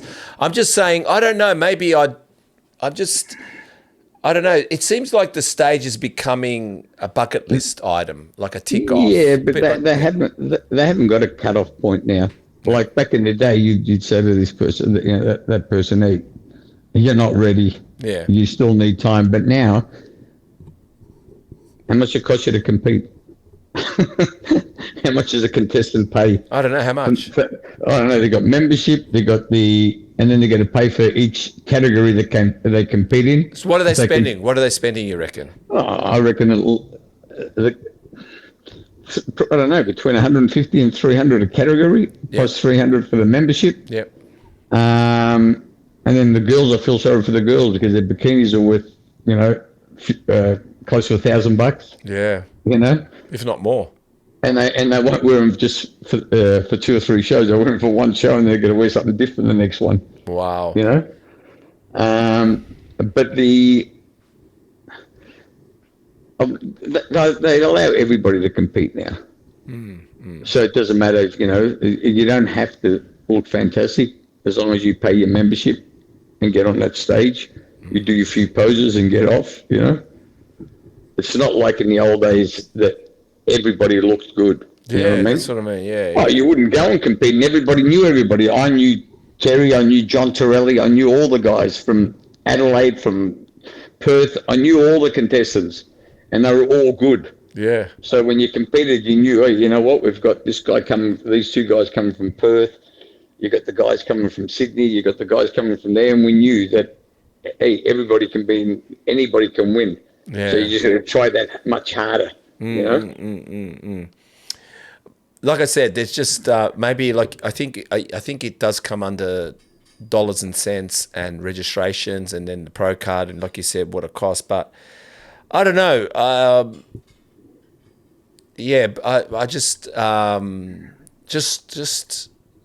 I think, like you said, there's some amazing athletes. I think there's some great bodybuilders, but it just seems like there's a lot. I don't know, maybe a lot of people wanting to get on stage at the moment, like I said, and which is the federations are loving anyway. Yeah. They're loving it. Let me have a look what else I got here, because what does your sister and brother do? My sister, she loves going on holiday. She goes to Greece every year for 4 months. Oh. So she's retired. My brother, he just does bits and pieces here and there. We had the gym together. Okay. For 30 years. The best brother ever. Used to let me travel all the time, to look after everything. Did he? Because I was always traveling and competing. Plus I'd go on holidays, But he was like 100% behind what I did. Was he a bodybuilder? No, but he used to play football and stuff like that. But always stayed in shape back then. But really helped out with the clients and everybody at the gym. That's like Terry's brother, Con. Con had. Yeah. Con. Yeah. He was there, yeah. And then every year I travel with my brother, and either one of my kids or both my kids, we take off to Greece. This year we did Egypt and Greece, and we did some Greek islands and stuff like that. Last year, I think my son came with us. This year it was my daughter, How was it? and my brother. No, it was great. I love traveling. My kids mean everything to me. I do everything with my kids. Yeah. You know, Yeah, take them on their holidays, do everything. there's nothing like being a dad. I'm just having a quick read. What else? Just quickly. Obviously, you mentioned so you always relatively. You said you never followed macros. You just ate steak, chicken, fish, eggs, salad, sweet potato. You stayed conditioned all the time. Is that Yeah, yeah. I've never been over fat in my life. I've always been, in reasonable shape all the time. Yeah. Yeah. All my see, I just made sure that I ate enough to compensate my training, the amount of how hard I trained and stuff like that. You know what I mean? On weekends where I didn't train, I wouldn't eat as much, but I'd eat what I wanted to eat. That were my break days. Yeah. I can just eat what I want. If I wanted lamingtons or this and that, I'll eat all them because I knew Sunday I'm back onto my diet. So I allowed myself 1 day a week just to eat what I want, and then the Sunday hardly ate anything, and then the Monday back to full on chicken, rice, fish, this, that. Just quick, like I said, and yeah, you. So when did you get an IFBB Pro card first before NABBA's Pro? Did you get a Pro card from NABBA as well? No, I didn't compete because I in 1989 I got approached by IFBB. Yep. And they wanted me. They gave me my pro card, so I had a pro card from '89, I think, till '95. But I didn't compete in the pro show straight away. I waited till I think it was '91 was the first time I competed. I did '91, '92, '93, '94. Then I thought, what comps did you do in pro? I did it. Niagara Falls, New York Night of the Champions, Chicago Grand Prix. Yeah. How was that? Oh, actually the competitions are good because we travel along with all the Miss Americas as well. Yeah. So we used to have the Miss Niagara Fall as well as the Mr. Niagara Fall. So we all traveled together. Yeah. It wasn't cheap because that's why I gave it up at the end. Really? It was a waste of money because you had to stay in the same hotels as the officials. Right. Which are costing you back then, you're paying $300 something a night. And again, I didn't have much money, so every trip that I did over there, my 5 weeks or 6 weeks in America, for about $25,000. So I think, I'm working, the gym saving some money and spend it all in 6 weeks. Yeah. No, because the only ones who got their accommodation paid for and airfares, all the people on the WIDA contracts. Yeah. Everybody has it. They just fork out their own expenses and stuff. Did you cross paths with Lee overseas? Oh, only when he first went over there. Because when was he first over there? The 91 or 90? What was it? Oh, I'm not sure exactly when he was over there. Because my son Ethan just come home from school. Oh, there you go. No, I just remember him. He was probably 19, 20 years old, I can't remember. And we were in Venice Beach. We used to go out and buy ice creams. And he remembers we were talking about it just a few weeks ago when I was in Sydney. Yeah. But, just hang around, train, stuff like that.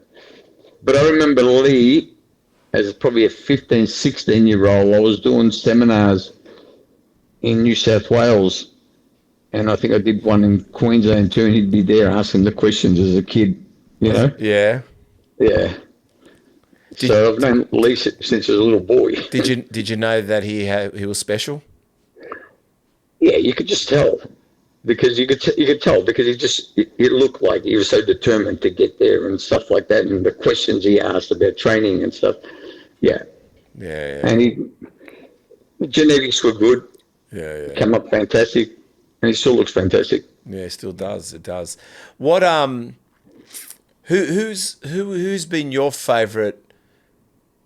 Who's been your favorite Olympian out of all the Olympians? And there's not many because they all won consecutive years. You know what I'm trying to say. But when you go back to the beginning to current, who's one of your favorite standouts or favorite period?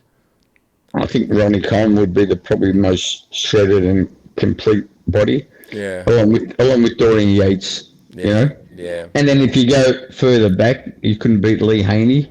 You know what I mean? Yeah, Symmetry, shape, and stuff like that. Yeah. So they've all changed. You can't really pick one. Yeah. Samir Bannout absolutely peeled. You know, the first guy to see a Christmas tree, and triceps were all, you know, feathered. He was absolutely sliced as well. So everybody was different. Yeah, yeah. So I haven't really got a favourite because I like all of them. They all look, for their era, they all dominated, you know? Yeah. I want to read all the competitions you did, all right? Have a listen to this so you know. Tell me if I've missed anything. So in the 70s, your early dominance, 1979 was like your Mr. Australasia, yeah? Which was held at the Sydney Opera House, is that correct? I can't remember. Well, anyway, that's what AI told us. In 1980, you did 1980-81 IFBB Junior Mr. Universe, yeah? Yep. Sammy clinched the Junior Mr. Universe title in both years, showcasing his exceptional symmetry and conditioning. 1986, NABBA Mr. Universe short class, yeah? Yep.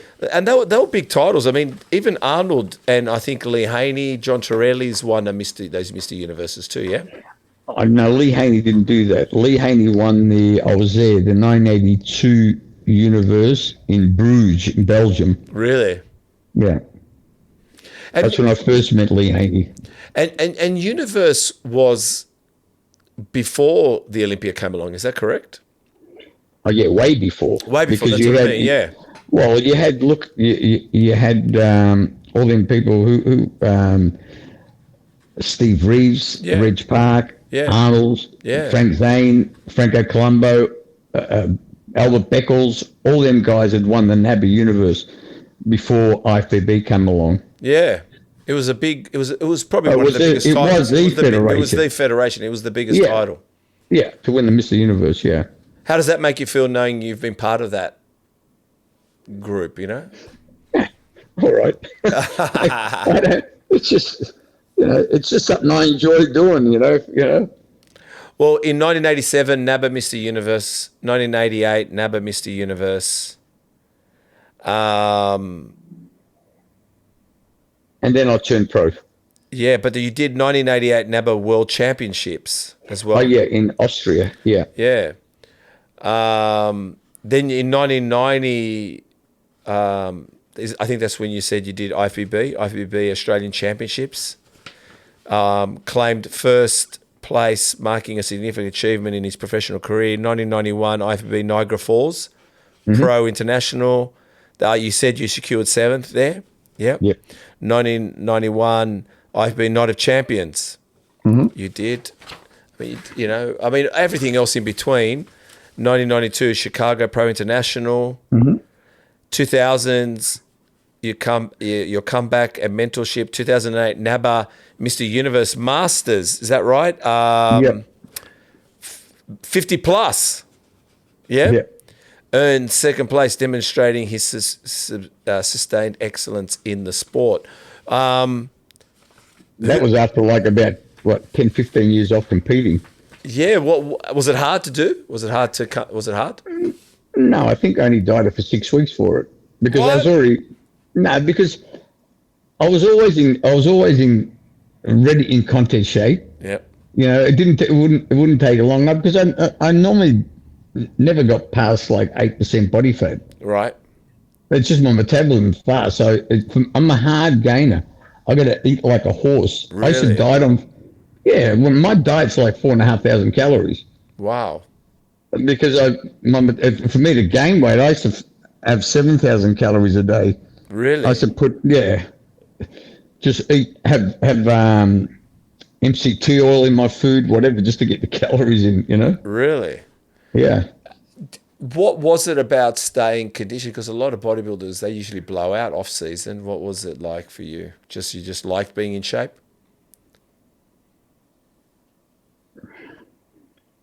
I didn't try to be in shape. No. It's just my metabolism, you know what I mean? Yeah, yeah, yeah. Yeah, I've never sort of, I didn't say, oh, I got to do this and do that. But, you know, I mean, I just ate like I normally eat, but just probably a bit more. Um, and just trained, ate a little bit more and just trained hard. And the only thing that ever that changed from the conditions I was in is my workouts. You know, my workouts, do some cardio in the morning and stuff like that. Where when I'm trying to put on size, didn't want to do cardio. I just ate and just trained. Yeah, yeah. So I added the cardio in just to get that extra hardness. And I was always in shape. Like I was always in shape. Like 5 weeks, 5 weeks before the show, I could guest pose all year. Really? Yeah, Susan Newbury rang me up and said to me, "Oh, do you think you can come to Switzerland and guest pose at the Mr. Miss World?" I said, "When?" He goes, "In 3 weeks." I said, "Yeah." And then I roll up at the airport and I was eating a hot dog. Yeah. And the promoter's looking from it because I didn't know who they were. And he had this interpreter as well, this girl. And they see me eating a hot dog and they said, "Are you in shape?" I said, "Why are you eating a hot dog?" I said, "Eating a hot dog." I said, "It's not going to do anything to me." I said, "Believe me, I'm in shape." You know, I got 2 encores, and then they kept me on for midnight because there's like 4,500 spectators. They kept me on for midnight because it was my birthday on the 31st. The show was held on the 30th. They brought me back up and they had this massive Black Forest cake, No, huge, wow. you know. And then the whole place started singing "Happy Birthday." So then I told all the contestants, I said, "Hey, there's a cake back there, and you can all come and share." Everybody's sticking their hands in there and just grabbing them like that. There was no knives and forks, but they all went crazy. It was fun. But I'd been in reasonable shape all the time, so you could just say, "Can you ready in 3 weeks?" I said, "Yeah," you know. So I'd go and guest pose. Hey, I won the Junior Universe on my 21st birthday as well. Really? Yep. Wow. Everybody got up and started singing "Happy Birthday" to me, so that was a good birthday present. It seems like your birthday has a lot of monumental moments. Yeah. Coming to Australia, Oh, Junior, yeah. you know what I mean? Like Yeah. your birthday seems to have many, many, many significant moments. Well, how does the body shape up now at 66? Does it Look, are you still lean? Are you still lean? yeah, I'm still lean, but the thing is, I'm not like I got COVID, um, and I lost like I went from 95 k's down to 70 something, Wow. and never recovered. Really? My appetite went. Really? It's not that I can't taste food. I just don't. Nothing satisfies me. I don't Really? feel like eating anything. I Wow. had my I had my 4 eggs in the morning, and I haven't eaten nothing since then. And it's 2 o'clock, and I have my 4 eggs in the morning, which is at about 4:15, 4:30 in the morning. And then after that, I don't care if I eat or not. So I've got to force myself to eat something. So I haven't been able to fill out. And then don't forget, you're getting older. Your your body just changes. But up until I was 62 Yeah. to 63, I was still in top condition, Wow. vascular, big, but I just lost it during COVID, and that was it. You know, What how do you cook your eggs? I just boil them. Just boil them. Oh, you're very disciplined, man. No, You're super I disciplined. get them ready overnight. As soon as I get up, I turn the gas on. 15 minutes, eat my eggs, Four have a coffee eggs. while I'm waiting for them to boil. Have a coffee. Then I Turkiko? eat. A turkiko? Nah, it takes too long to make. I just put in espresso, have my coffee, eat my Yeah. eggs, and take my dog for a walk. Yeah. Wow. And you said you met many people. Like you said, you met Serge Nubray, Samir Banut, Mike Matarazzo, Mike Mensah. And Christian's probably the closest friend. Who's that? Mike Christian. Mike Christian. Sorry, yeah, Mike Mike Christian. Christian. Yeah, The same with, yeah, look, these are the people that I had a lot to do with, more to do with. yep, I've met a lot of bodybuilders. I know everyone from the Sean Rays to the Chris Cormiers to everyone. But I'm talking about the people who actually we hung around together. yep, yep. You know what I mean? So they're the closest. But I know almost all of them because don't forget we compete against each other.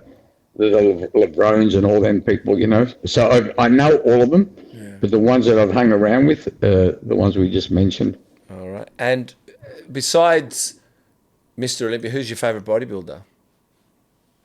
Like even like if whatever they came, who is one that you've like? Is it Flex, Kevin Levrone? Like who's like a bodybuilder? Who's physique? Yeah, Do I like the best? physique. Actually, Flex Wheelers I like. Yeah, Yeah, because it's very similar to a Serge Nubret, yeah, and that kind of physique. yeah, yeah. And I like that kind of physique because it's something that it's a pleasing physique, but they'll walk around and they just look rounded and they look fantastic. Yeah. The small waists and everything. Mm-hmm. Yeah, I prefer them kinds of physique than looking just thick and massive, just walking around. Yeah. And what are you at the moment? What are you doing now? What's your thing? What are you besides drinking whiskey with Pepsi Max, mate? Obviously 0 calories. Bravo. Yeah. 0 calories. I work 3 hours a day. Yeah. Do my PT in the mornings. Yeah. Just so they can get me up and about. You know what I mean? Yeah. I do my PT. Go for my walks with my dog. Yeah. Hang around go to the footy with my son. Yeah. And that's it. I don't do much. Don't do much. And then go on holidays. Whenever I feel like it, I just say, yeah, I'm taking off going overseas. Apparently, yeah, you used to compete, send back all your stuff, and then get a backpack and travel. You love traveling even then. Always. Every time I did an international show overseas, I'd send all my gear back. I'd send my trophies would come back smashed. So then I'd have to be gluing them back together, the statues and stuff, because they're not made out of metal. Yeah. And I'd have to glue the arms and everything back on because I'd send them back here, and they'd be in pieces when they'd come back. But I'd get a backpack and I'd just travel for a couple of months through India or wherever, Thailand. Wow. I've done India 3 times. I've probably spent a total of over a year traveling everywhere in India. Why India? What captures you about India? I just like to see how people live and how lucky we've got it. Really? Yeah. Thailand I've been to I don't know, for about, it's over 90 times. Because I used to go there because I enjoyed scuba diving. I used to go there every few months and scuba dive. Yeah, you said. And I'd make sure I get a flight which went to Bangkok if I was going to Europe. So I'd stop over in Bangkok and then I'd go do some more diving and stuff like that. So I've been there a lot of times. Yeah. I normally visit them even now probably 2-3 times a year. Far out. You love traveling. I was there in January with my ex-wife and my kids for a month. Mm-hmm. And then we went to Greece and Egypt with my daughter in June. Yeah. And now I'm still thinking I might take off again. I'll just make up my mind overnight and I'll think, you know what? I just book a flight and I go to my clients, hey, I'm leaving Thursday night. I'm going to Thailand. I'll be back in 9 days. They're fine with that. They're fine with that? Yeah. And I like to get away, just to relax. Do nothing. And because I'm always around people in the gym and talking and this and that, where I'm just by myself. Yeah. And I can get up when I feel like it, lie by the pool, go for my walks, and have no one to think about. Yeah, it sounds lovely. What was the hardest moments for bodybuilding for you? What were hard moments? Was there any hard moments? Not really, because I tell everybody, even now, I said to them, look, I go backstage, or if they talk to me before the shows, don't stress about nothing. You know, if you stress, I said to him, you'll fuck up on stage. Yeah. Just stay relaxed, keep warm, put your socks back on. You know, they're walking backstage barefoot. I said to him, you don't want your kit to stay cold. Stay as warm as you can. You know, and keep your gear on. The last 5 minutes, 10 minutes before you go on stage, take your gear off, put your bit of oil on or whatever, squeeze a little bit. I never spent time pumping up backstage. I never pumped up backstage. No. I just stay dressed. I watch everybody else, and I used to say to the promoters or whoever was backstage, let me know 10 minutes before we get on stage. Yeah. And I still kept my top on, and I put some more on underneath on my legs, and then I'll just strip off, hit a few most musculars, get the veins out, and then walk on stage. And then the thing is, because I wouldn't go on there pumped, because you get into all your relaxed stands and stuff like that, so you don't need to be pumped. While you're sitting there and holding, squeezing and stuff like that, you're getting more. Instead of being big and shrinking slowly because you're losing the pump, I'd pump up as I go along. And you get bigger. Yeah, I'd go like that and squeeze, and then all your veins will come out. But if you're pumped up for half an hour before it, you get on there and you start looking flat. So I never really pumped up backstage. Yeah. Just stayed warm, squeeze, holding hitting most muscles and holding it. So you get all the vascularity out and then just walk on stage. Well, Terry said as well, sometimes you didn't want to take it off the show and you show nothing to no one. Leave it like last minute. Reveal it all at the end. Hey, it happened to me when I won the Universe in London there. Yeah. I was sitting there and all these big guys would walk past and say, because my face would be drawn and I'd be dressed up, they'd say, oh, runner, I look like a runner. And then I'm thinking, look at these guys, So I waited, they'll flexing in the mirrors there and all that, and I waited like just for a few minutes before, put my the oil on, went over and stood near the mirror, and I squeezed, and then they'd walk past behind me and compare themselves, and they'd say, oh, I think you win. I love that. Even before we got on stage, because actually I changed a lot of things with NABBA. I came in here, if you talked to a lot of the NABBA guys, Tell me. I went in there peeled, striations all over my legs and stuff like that, where the NABBA originally used to just be that full look. I went in there just slice. Why did they like the full look? And then why? I don't know. It's just a different. I don't know. It's just go in there full compared to the IFBB guys just ripped back in the day. So I didn't know any different. I just like to get in top condition, Yeah. So I'd go in there, slice, and just change the whole thing. And they still talk about it. People still message me saying, "You freaked us out at that Universe. You just ripped," Well, I don't know. It's kind of like I said, the bodies look a little bit different today, not even at the amateur level. And I think they do a lot of work before going on stage, man. Everybody's trying to find some kind of trick or this and that. If you look, you know what? If you're not, what I tell a lot of the bodybuilders too, I said, stop mucking around with loading and doing this and doing that. If you're in shape and you look fantastic, don't change anything. Yeah.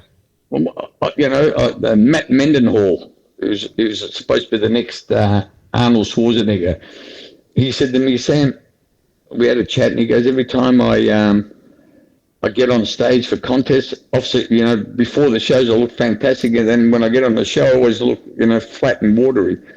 I said to him, well, you look great.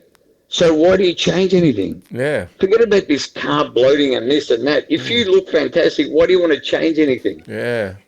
Seriously, you don't want to change anything. Maybe just drop you a little bit of water. Don't drink water. Yeah. And that's it. You don't need to do this and do that and load. Then you start holding water, then you're already in shape. Yeah. You look fantastic. Everybody's telling you you're going to win. And then all of a sudden you start changing things. All of a sudden, oh shit, what happened? A lot of you guys say if you're changing things the week before, then you were never ready. Yeah, for sure. Yeah, that's what I told you. I'm in shape. Like I get in shape I'm always in shape like 5 weeks out, where I can muck around with my diet. You know what I mean? Yeah. Eat a little bit more just to get tighter. Yeah. Just eat a little bit more so you can just tighten up. Yeah. But eat the same food, but just eat a little bit more. Yeah. I've never depleted for a show or carbohydrate loaded or whatever. You know what? At night, I'll eat whatever. The night before, I know it's like, there's only 12 hours for the show. I'll eat my pancakes and ice cream and stuff like that because I know I'm not going to get fat, but I'll feel fantastic the next day. And you wake up in the morning just covered in veins, and you know you're not going to smoothen out because you're not drinking fluids and stuff. Yeah. But you go in there looking really good. Yeah. So I always make sure that it's not like people carb load for 3 days and stuff like that. Forget about it. The night before, just see what you want. Yeah. It's a good tip. Even Justin said once a week he would have a cheat meal right up until competing time, just in case he had to do what you said and it didn't upset his stomach. Yeah. Because many of them they start getting upset stomachs. They're changing this, they're changing that, they're bringing in. Oh, yeah. Once a week, every Saturday. Yeah. I told you I'd eat anything. Yeah. Chocolate mousses, this, that. I'd zigzag Chapel Street in Melbourne here with a whole lot of other bodybuilders, and they'd be thinking, the amount of food we eat. We just ate everything for one day, but then the next day is like starved myself, and then on Monday back to diet. So you fasted on the Sunday. I still ate what I wanted. I might want to eat some corn chips or some dip or something like that, but very small amounts. And then the next day, so it was 5 days real strict. Yep. One day, fucking eat as much as I want. Wild, yeah. Up to 12,000 calories, hot dogs, this, that, just eat. And I'll just be thinking, fuck, I've only got another 10 minutes and it's midnight. I can't eat, so I'll shove more food down my throat. Wow. But you get up the next day and you're shredded and covered in veins and stuff like that. So I did that right up, even up until a week before the universe, a week before the Australia. 1 day a week, just ate everything. Then back to my diet. What would you do the day after? So you ate everything on the Saturday. What did you do on Sunday? Oh, when I to compete? No. Oh, you mean on the Sunday? Yeah. I'd get up. I'd just eat like some corn chips with dips, or just a little bit of pasta with some tuna. Yeah. Just small amounts. I think I wouldn't even total up 1,200 calories. Right, it's just on Sunday. One day you're like 12,000, and then the next day it's back to your. Oh, you backed it off, and then on Monday you went back to strict. Monday to Friday strict. Saturday I couldn't wait for just to eat everything. Yeah. Pancake parlor, this, that, just eat, Wow. And then all the people that trained with me used to do the same thing. 1 day a week, just eat everything, and then back to strict dieting. Where I've noticed, even of late, seems like Melbourne has some pretty good bodybuilders. It has always been like that. Has there been a competition between who do you reckon? Which state do you Melbourne reckon? And Sydney. It was always Melbourne and Sydney. Yeah, Brisbane's pushing Queensland's pushing some great bodybuilders. Well, I'm just talking about back then. Back then, 70s and 80s. It was always Sydney, Melbourne. Yeah, you had Graham Lansfield over here. You had myself. You had Rocco. Who else? Oh, there's a few. And then in Sydney, you had John Torelli and Terry Mitsos. Yeah. Lee Priest. Yeah. But Lee didn't do that many shows, I don't think, in Australia. I can't remember. Yeah. He did a lot. Yeah, he did that. And then as a young kid, he went to America, Yeah. But you had all them guys over there. Perth. Who do we have in Perth? Mike O'Mara. Bill Robinson. He'd already won the Miss Australia. Adelaide, we had someone, Kazuro. But there was everybody had someone, you know? Yeah. What do you reckon now? I think it seems pretty even. Perth brings out some big guns, and so does Queensland. Oh, like I said, there's a lot of good bodybuilders in Australia now, and they're all over the place now. They are all over the place. It's not just one state, but they're good everywhere. Yeah.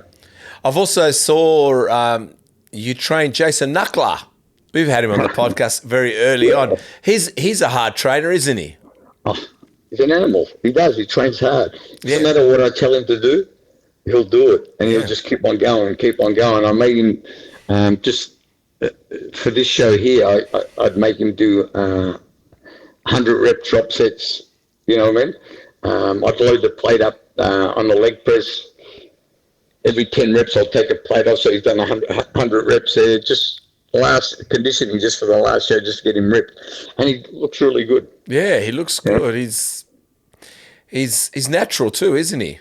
Yeah, I've been training for a few years. Yeah, I know. I used to train him earlier on, and because he comes from, takes him like 45 minutes to get to the gym where I'm at. Okay.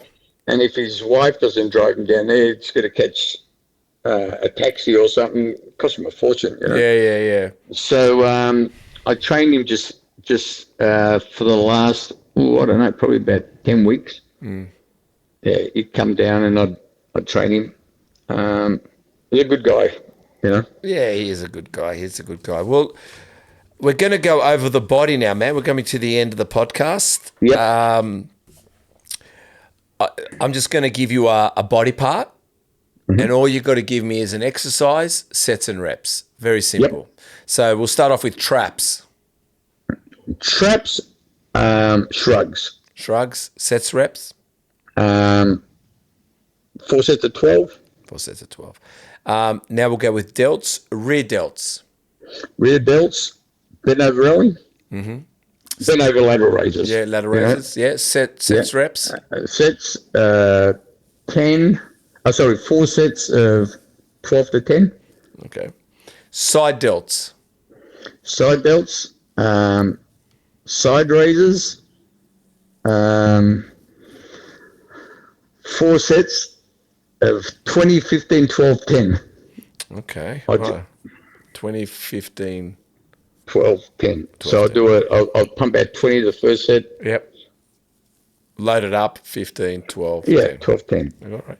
Front delts. Huh? Front delts. I don't do front delts. Okay, that's all right. Because I copped that from doing the incline. Yeah. You know? Yeah. Some people don't have to. And I think it's such a small muscle. You know what I mean? That I don't want to waste energy on that. You know? Yeah. Back. Back. What I used to do or what I do now? Give us one exercise. Chin-ups. Chin-ups. Yeah. Can you still do chin-ups now? I can do anything. Really? I can't do chin-ups, man. I don't know why I'm hopeless. I can't lift my body weight. The only thing I can't do is jump. I used to have a fantastic leap. It was a 1.16 m. Wow. Vertical position. Yeah. Yeah, it was close to the best at the Canberra Institute of Sport. But I've got a problem with the back of my knees. There's no arthritis, but I can't get off the ground, not even 1 inch. I can't.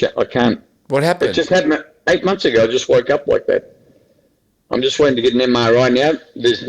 I got x-rays. There's no arthritis in my knees. It's just when I bend my legs. Wow. That's weird. That's weird. Yeah. Chest. Chest, dumbbell bench press. Sets, reps? 12 to 8. Okay. So start off with 12 reps and go down to 8 as I get heavier. Sets? 4 sets. 4 sets. Abs? Rope crunches. What, rope crunches? Yep, rope crunches, probably repetitions. I tried to do 1 set of like 200. Oh, yeah. Done and dusted. Front, side, just keep on going. You know, I've done 800 before. Oh. But then I had to stop because the rope took the skin off my small fingers. Oh, my God. Bicep. Bicep, just your average curl. Yeah. Barbell curl. Sets. Repetitions, probably 8s. Go heavy and just do 8s, yeah. Tricep. Skull crushes. Skull crushes, yeah. Yeah, and repetitions, again, between 12 and 8. 12 and 8, okay. What about forearms? Never trained Quads? a quad squat. Yeah. How many sets, reps? What I used to do. Yeah. I've done it. I used to once a month do 30 sets of squats. Yeah. But now, if I was squatting, I'd still do at least 6 sets. Wow. Yeah. Yeah, repetitions probably between 12 and 8. All right. I can't squat very much now. I've got to squat to a bench. I actually put a plate on as well because I told you I can't bend my Yeah. legs. Yeah. Yeah. Before that, I'd squat to a 4 inch box. Yeah. Yeah. So the box would go up to my heels, and I'd squat to that. And Wow. this is only a few months ago. Oh, that's And crazy. I've done 50 reps with 140 kilos Wow. non-stop. I make bets, or I get somebody to video. You know what? I'm feeling good. I said, video this. I'm going to pump out 50 reps. And I just sit there. George to the owner said, the lung capacity you've got, because when he saw the video, he goes to me, to be able to push through that mental and stuff like that. I said to him, yeah, you know what? If I got to do something, I'll do it. Yeah. Yeah. Mindset. Yeah. Hamstring, Hamstring, standing leg curls. standing leg curls, Yeah. repetition. Repetitions always around about 12. Everything's 12. Okay. Glutes, Glutes, I just lunge. lunges. Yeah. Um, what I do with the lunges or Bulgarian squats, one or the other, they're very similar, Yeah. But I do 2 sets of 8 on each leg, increase the weight. Two Yeah. sets of 8 on each leg, increase the weight. 2 sets of 8 on each leg, increase the weight. But I do them non-stop. The only time I only rest when I'm walk over to chuck a plate on each side, But I do them non-stop. So it's going to be 8, 8, 8, 8. Put a plate on, 8, 8, 8, 8. All right. Do you train like that usually with other body parts as well? Yeah. It's all these exercises. I'm telling you, they're all supersetted with something. Yeah, I can imagine. So when I'm doing, for example, dumbbell incline, I've already done a incline with fly. Yeah. Then I got the bench set up over there, and I grab the dumbbells and I do a press with fly, and then I drop one dumbbell and grab and hold the dumbbell and do the pullovers. Oh, yeah, So yeah. there's like 3 exercises in a row. And I train Wow. like that now, and I used to train like that then, even when I was using like 150-pound dumbbells for everything. I just go from one to the other. When you were competing. Competing, yeah, but I still train exactly the same, but only lighter weights now. Okay, yeah. Calves. Calves, standing calf, Yeah. repetitions between 25 and 15. Okay. What about tibialis, the front of the calf? At the front of the calf, I used to just do, just sit on the end of rest my legs on a block, Yep. and just lift the front. Nice. That was it. What was your dominant body part? What's a body part that you...